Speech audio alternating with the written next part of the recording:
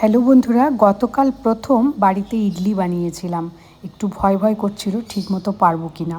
তো যাই হোক, চলো দেখি কেমন করে বানিয়েছিলাম।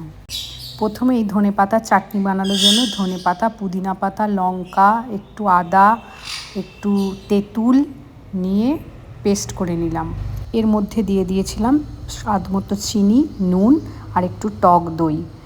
আর আগে থেকেই আমি অড়হর ডালটা সেদ্ধ করে রেখেছিলাম।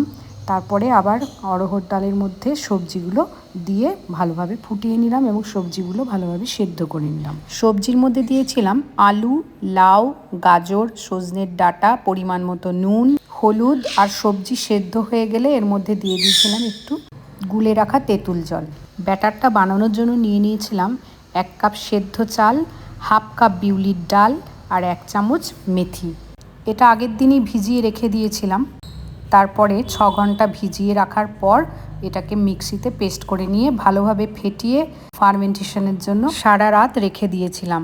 আবার সকালবেলা সেটাকে ভালো করে ফেটিয়ে নিয়ে এর মধ্যে স্বাদ মতো নুন, চিনি অ্যাড করেছিলাম। তড়কার জন্য একটা ছোট বাটিতে তেল গরম করে তার মধ্যে শুকনো লঙ্কা, সর্ষে ফোড়ন দিয়ে সবশেষে কারি পাতা দিয়ে দিলাম। এটাতেই আসল টেস্ট আনে।